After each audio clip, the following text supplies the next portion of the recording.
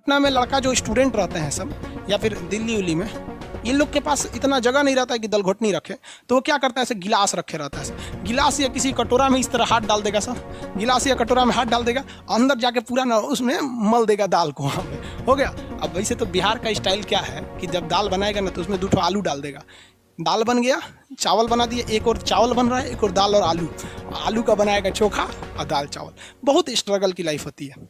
आपको हम क्या बताएं बाबू, जितने लड़के कहते हैं ना कि सर मेरे पास पढ़ने के लिए पैसा नहीं है, तुम्हें हम दिल से दुआ देते हैं यार, तुम लोग का रिजल्ट हो जाएगा। सच बताते हैं, जिसने संघर्ष किया इस जीवन में उसको ये चीज़ हो जाता है, बहुत उसके अंदर मेहनत आता है पढ़ने के लिए। जिसके जीवन में संघर्ष नहीं है कभी आगे ही नहीं जा सकता है, कभी आगे नहीं जाएगा जो संघर्ष नहीं किया। आपको लगता है खान सर यहाँ आ गए, भाई आप कभी देखे होंगे ना, हम कुछ सारे गुरुद्वारा जो होता है ना, गुरुद्वारा, उसमें जाके खाना खाएं हम। सोचो गुरुद्वारा में जाके खाना खाएं, वो भी नहीं था मेरे पास।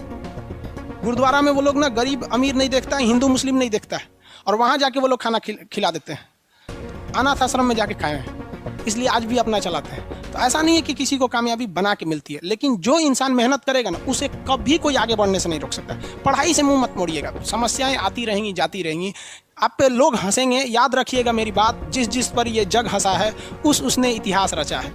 हमारे रिलेशन में बहुत से लोग कहते थे कि का ये लड़कवा को पढ़ा रही हैं, क्या करेगा, पढ़ के कोई राजा महाराजा हो जाता है। हाँ, एक को भेजिए कहीं काम करने के लिए, सऊदी उदी भेज दीजिए। मुस्लिम लोग तो ज़्यादातर सऊदी चल जाते हैं, लेकिन मम्मी मेरी नहीं, मम्मी को पथरी था, फिर भी नहीं पढ़ा। कहती नहीं बाबू तुम पढ़ो ही पढ़ो। आज तो मन नहीं करता उन लोगों से बात करने का, और कहते हैं कि देखो पढ़ाई का मतलब क्या होता है। तो इसलिए हम आपको भी कहते हैं, थोड़ी तकलीफ होगी बाबू, आप गरीब घर के होंगे, मेहनती घर के होंगे, थोड़ी तकलीफ होगी, शायद घर से पैसे कम आते होंगे, लॉकडाउन में और कम आते होंगे, तो आप घबराइएगा नहीं बाबू इससे। लॉकडाउन में यदि आपको तकलीफ बढ़ी है तो आप मेरी बात मानिए, आप खुश हो जाइए, बहुत ज़्यादा खुश। रीजन समझिए, रेस में जब घोड़ा दौड़ता है ना, तो घोड़े के पीठ पर बैठा हुआ उस घोड़े का मालिक उसे चाबुक से घोड़े को बहुत मारता है, बहुत मारता है। घोड़ा को दर्द होता है, वो सोचता है कि मेरा मालिक हमको तकलीफ क्यों दे रहा है। उस घोड़े को पता ही नहीं है यार, तुम्हारा मालिक तुम्हें जिताना चाहता है।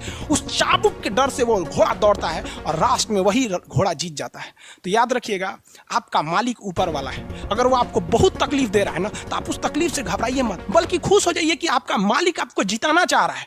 जिस घोड़े को चाबुक नहीं पड़ेगा वो कभी रेस नहीं जीत सकता है। तो जिस इंसान को कभी तकलीफ नहीं देगा भगवान, वो कभी आगे नहीं जा सकता है। वो पत्थर कभी नहीं पूजा जाएगा जिसे छीनी हथौड़ी से तराश कर एक मूर्त की मूर्ति न दी जाएगी यहाँ पर। तो आपके जीवन में अगर तकलीफ नहीं आती है तो आप आगे नहीं बढ़ेंगे। और जिन्हें तकलीफ आती है, गरीबी आती है, समस्याएं देखने को मिलती है, पड़ोसी हंसता है, याद रखिएगा एक दिन वही लोग आपका नाम इज्जत से लेंगे वहाँ पर। और फिर आप उन लोगों से, खैर आप माफ कर दीजिएगा, सबको माफ कर दीजिएगा, ये बहुत बड़ा अपने आप में बल है।